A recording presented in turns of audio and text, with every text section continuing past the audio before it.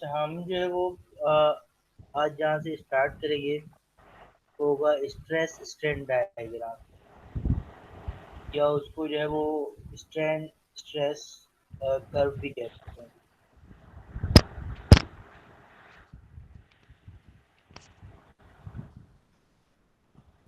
अच्छा, ये एक साइड पे ये देखिए, ये स्ट्रेस शो हो रहा है, और यहाँ पे जो निचली साइड पे ये स्ट्रेन शो हो। स्ट्रेस क्या है मैंने आपको बता दिया है, स्ट्रेन क्या है ये भी मैंने आपको लास्ट लेक्चर में ट्रैक कर दिया था। अच्छा,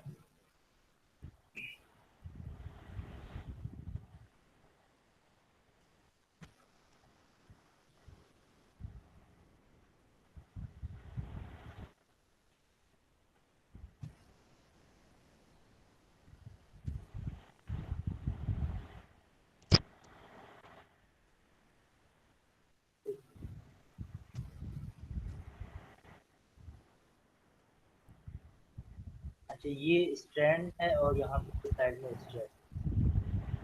ये एक पॉइंट है जिसको हम लीनियर एंड इलास्टिक, ये यहाँ से लेके एक linear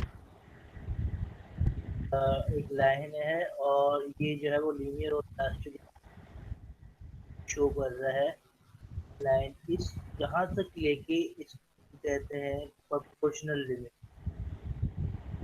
proportional limit of proportional में क्या होता है, वहाँ पे रिलेटिवली स्ट्रेन और स्ट्रेन चेंज होते हैं। और उसके बाद है यील्ड स्ट्रेंथ। यील्ड स्ट्रेंथ यहाँ पे आगे जो है, यहाँ अगर आप स्ट्रेच करेंगे दोबारा वो अपनी ओरिजिनल शेप में आ जाएगा, उसको कहते हैं इलास्टिक। और यहाँ से यील्ड स्ट्रेंथ वो होती है जिसकी ओरिजिनल शेप जो है वो रीगेन करता है, तो हम कहते इस यील्ड स्ट्रेंथ पॉइंट से जो है वो ओरिजिनल शेप जो है वो रीगेन नहीं कर पाएगा। अब यील्ड स्ट्रेंथ से लेके और यहाँ तक, ये इस पॉइंट से लेके और यील्ड स्ट्रेंथ तक, ये जो रीजन आएगा ये आएगा elastic region. Once stress is remove remain to original size and shape. अगर यहाँ पे हमने स्ट्रेस इसको खींचा, उसके बाद जो है वो शेप में आ जाए, उसको हम इलास्टिक रीजन कहेंगे। इलास्टिक रीजन हमारा यहाँ से लेके ये जो है ये क्या है, इलास्टिक रीजन है। उसके बाद डिफरेंट इसमें चेंजेस आती रहेंगी, तो ये जो है वो दोबारा अपनी ओरिजिनल शेप नहीं आएगा। फेल्यूर पॉइंट तक, स्ट्रेंथ पॉइंट से लेके फेल्यूर पॉइंट तक इसको स्ट्रेच करेंगे तो वो अपनी ओरिजिनल शेप में नहीं आएगा, तो उसको हम कहते हैं plastic. Permanently deform by the stress. ये जो है ये यहाँ से लेके यहाँ तक आएगा प्लास्टिक। अच्छा, आगे इसको यहाँ पे भी डिफाइन किया गया है कि ये इसका यहाँ से लेके इस पॉइंट तक ये है इलास्टिक रीजन, और ये यील्डिंग पॉइंट कह लें, यील्डिंग लिमिट कह लें। ठीक है, उसके बाद ये है स्ट्रेन हार्डनिंग, और ने ये नेकिंग है।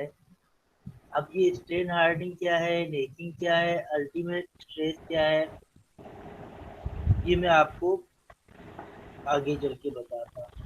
ये यहाँ पे इलास्टिक रीजन है, और ये सारा जो है वो प्लास्टिक रीजन है। यील्डिंग, स्ट्रेन हार्डनिंग, नेकिंग वगैरह, अल्टीमेट स्ट्रेस, ये सारी किसमें आती है, प्लास्टिक रीजन में आ जाती है, प्लास्टिक बिहेवियर में आती है। या ठीक, और ये है प्लास्टिक बिहेवियर। ठीक है, इससे आगे इनको हम थोड़ा सा इन रीजन को डिफाइन कर देते हैं। Region in a stress strain curve, region can be observed In a stress strain curve are number one elastic region, yielding, plastic region, strain hardening, necking and failure. इस एक एक पॉइंट को जो है वो डिफाइन करते हैं। ये पॉइंट कहाँ पे एग्जिस्ट करते हैं? ये सारे पॉइंट स्ट्रेस स्ट्रेन डायग्राम में एग्जिस्ट करते हैं, जैसे कि मैंने इस डायग्राम में शो किया हुआ है, डायग्राम में भी शो किया हुआ है। अगर आपको in point with diagram in point को डिस्क्राइब करने की कहा जाए तो आप इस तरह इनको डिस्क्राइब कीजिए। Elastic region, if the specimen return to its original length when the load acting on it remove it said to respond elastic. आप जब स्ट्रेस अप्लाई करें और उसकी लेंथ जो है वो इंक्रीज होती है और दोबारा वो लोड जो है रिमूव करने से वो अपनी ओरिजिनल शेप में आ जाता है, क्या कहते हैं, या elastic region. Yielding and plastic deformation. A slight increase stress above elastic limit result permanent deformation. Stress जो इलास्टिक लिमिट से बियॉन्ड इलास्टिक लिमिट चली जाती है, क्या हो जाता है? Permanent deformation create. This behaviour is called yielding. The stress cause of yielding called yield stress. The deformation that occurs is called plastic deformation. Strain hardening. A further load can be applied to the specimen. Specimen ये नहीं, वो आपकी जो object, वो जो rod है या कोई जो पीस है जिस पे आप टेस्ट कर रहे हैं, specimen, resulting a curve cure that rise continuously but becomes flatter until reach a maximum stress refers to a ultimate stress. This rise and curve is called hardening. यानी अल्टीमेट स्ट्रेस वो होगा जो यानी अ, अब जहाँ पे अल्टीमेट स्ट्रेस ये इसकी मैक्सिमम जो है वो पॉइंट है। इस मैक्सिमम पॉइंट के बाद वो फेल्यूर की तरफ जाता है, फ्रैक्चर की तरफ जाता है इस मैक्सिमम पॉइंट के बाद। ये पीक वाली पॉइंट होती है, इसको हम कहते हैं अल्टीमेट स्ट्रेस।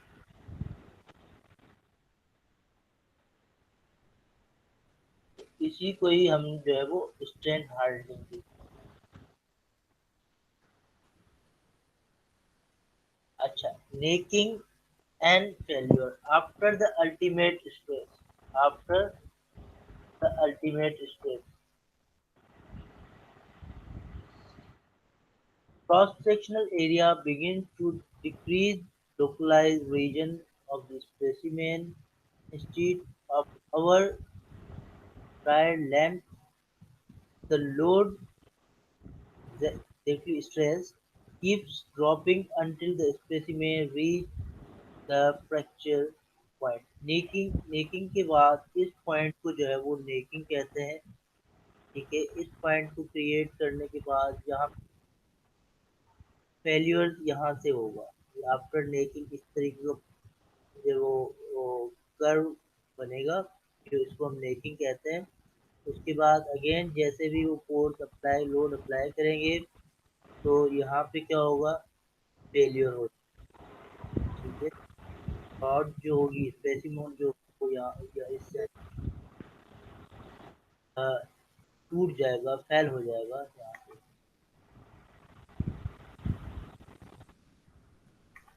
अच्छा, ये यूटीएम मशीन है, यहाँ पे जो है वो टेस्टिंग की जाती है कि फिर जो है साइमल्टेनियसली स्ट्रेन स्ट्रेस डायग्राम भी शो हो रहा होता है। डिफरेंट लोड्स अप्लाई किए जाते हैं इस टेस्टिंग मशीन में। हम जब मैकेनिक्स ऑफ मटेरियल की, हमारे पास लैब तो है लेकिन हमारे पास इतने स्पेसिमेन नहीं है कि हम एक एक स्टूडेंट प्रैक्टिकल करवा सके, लेकिन आपको लैब का विजिट करवाया जाएगा और साथ में जो है वो किसी भी एक स्टूडेंट से वो हम करवा लेंगे, प्रैक्टिकल करवा लेंगे, उसकी वीडियो भी बना लेंगे और जो है कुछ स्टूडेंट को देख लेंगे और वीडियो भी,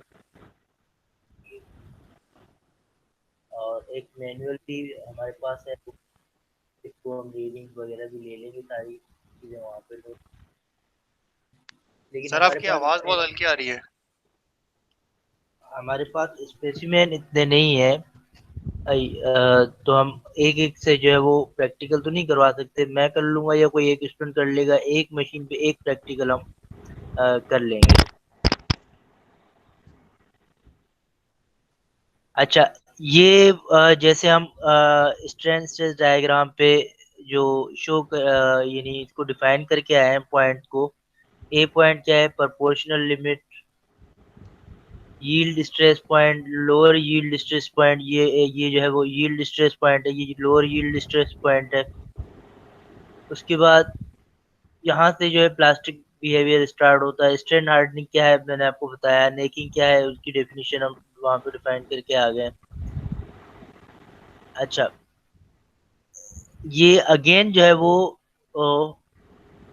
इसको डिफाइन कर रहे हैं, इसमें थोड़ा सा अपर यील्ड स्ट्रेस पॉइंट क्या है, लोअर यील्ड स्ट्रेस पॉइंट क्या है, ये दो थोड़ी सी इनको हम इसमें डिफाइन कर देते हैं। अल्टीमेट स्ट्रेस पॉइंट तो हम पहले डिफाइन करके आ गए, दोबारा भी पढ़ लेंगे, फ्रैक्चर इसको भी दोबारा पढ़ लेते हैं।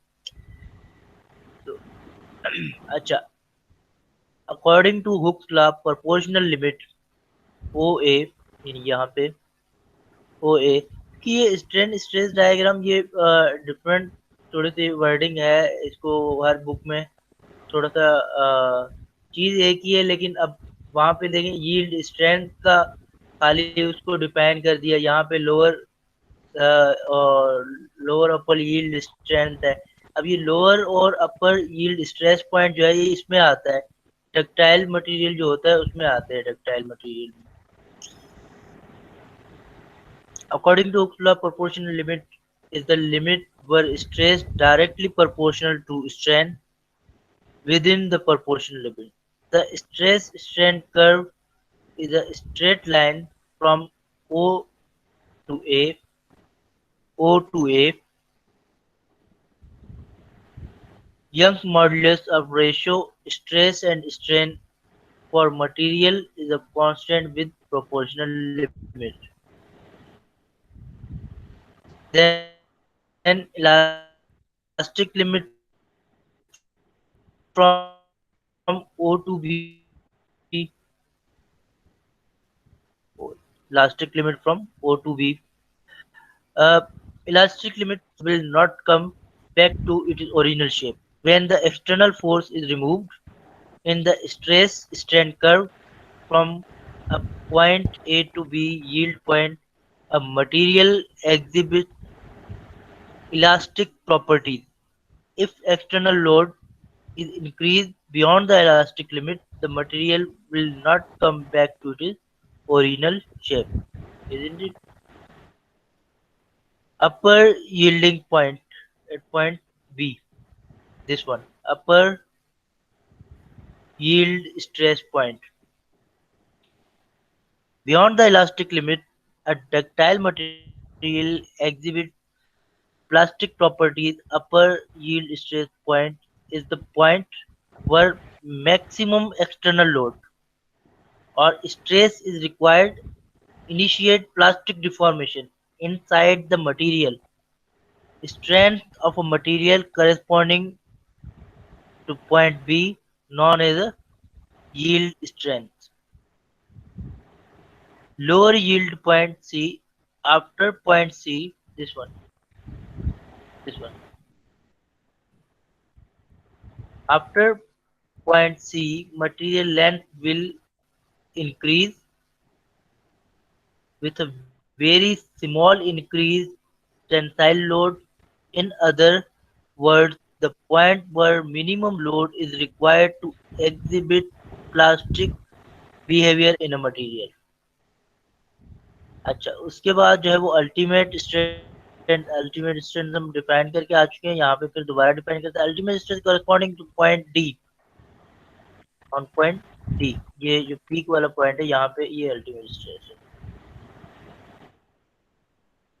Material strength corresponding point P on the ultimate strain diagram indicate ultimate tensile strength of the material. Ultimate tensile strength of material is the maximum stress a material can withstand before breaking. After this point, necking starts inside the material. Right, इसके बाद जो है वो material में जो है वो break होना, इंटरनली जो है वो ब्रेक डाउन होना स्टार्ट होता है और उसकी शेप में जो है वो चेंजिंग आ जाती है। रैप्चर, फ्रैक्चर, ब्रेकिंग स्ट्रेंथ, इसको ई वाला पॉइंट जो है डिफरेंट डायग्राम में डिफरेंट वर्ड यूज होता है, मीनिंग एक ही है, कहीं पे रैप्चर, कहीं पे फ्रैक्चर, कहीं पे ब्रेकिंग स्ट्रेंथ। तो point E is the point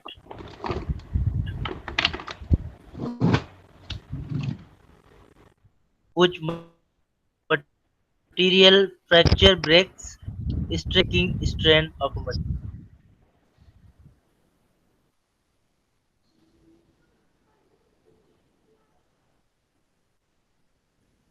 अच्छा,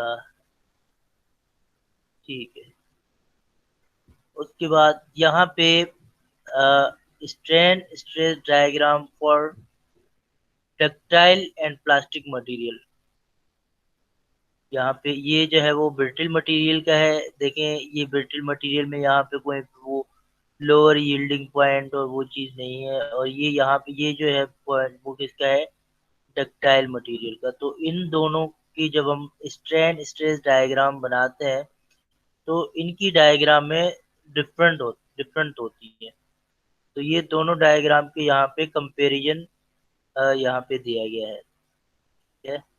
अच्छा, in our day-to-day life, we product made from brittle, ductile, and plastic or rubber material. These material exhibit different behavior when external force is applied. Ductile, इसको थोड़ा सा बड़ा कर देता हूँ ताकि सॉरी।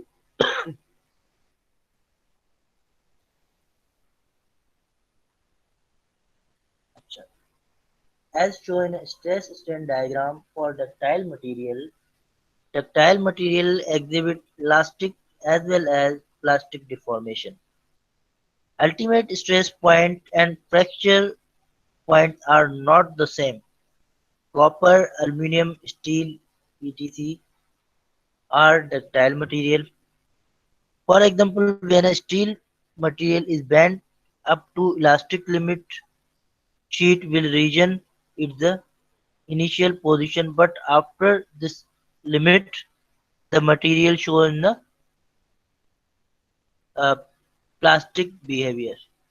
Like, अच्छा, इसके बाद जो वो ब्रिटिल मटेरियल में when an external force applied a brittle material break with the small elastic deformation without plastic deformation. For brittle material, elastic limit, yield strength, and ultimate strength and breaking strength are same.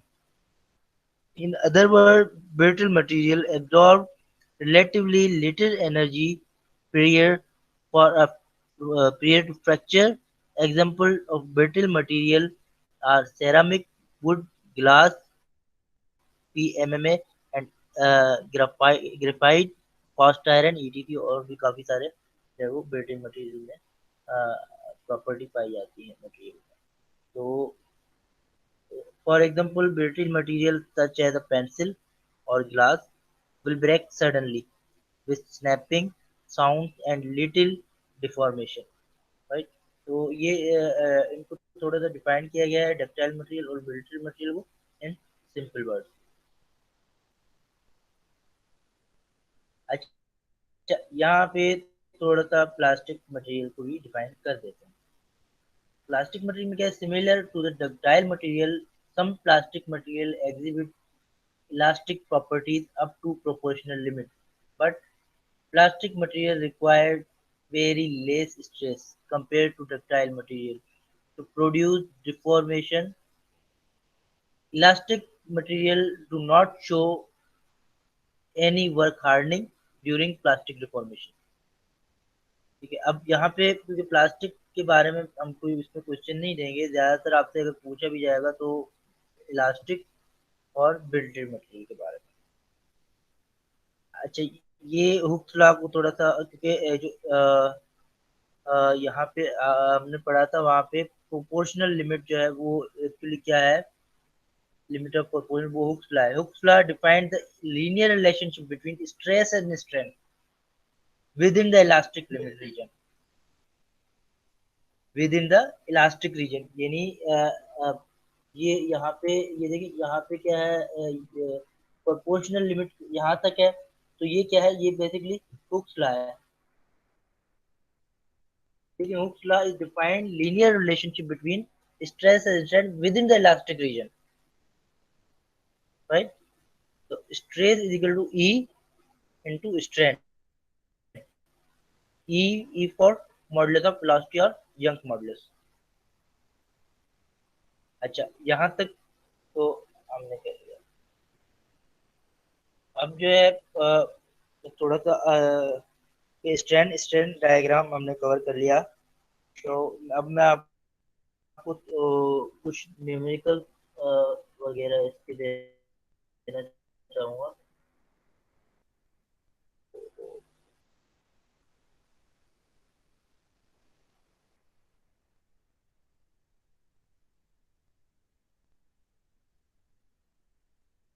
Exercise 2 मैंने दी थी। Calculate numerical, इसमें calculate the force needed,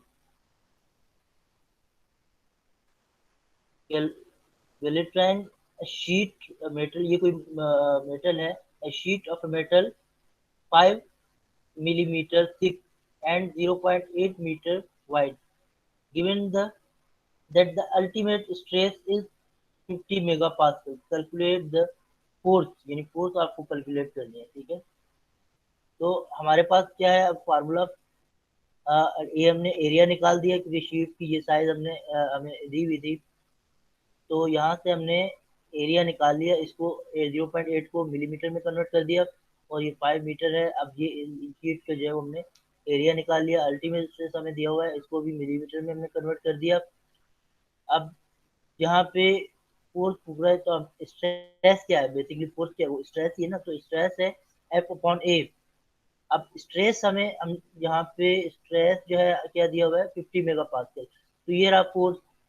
अब इसको हम easily यहाँ से cross multiply करके, और ये चीज सारी चीजें जो है वो गिवन है, ये हमने निकाल लिया, तो शेयर स्ट्रेस हमें पता है, तो यहाँ से हमें फोर्स मिल गया, कितना फोर्स मिला, 200 किलो न्यूटन। अच्छा, again calculate the force needed punch hole 30 meter diameter in a sheet of metal 3 meter thick, given the ultimate stress 60 megapascal।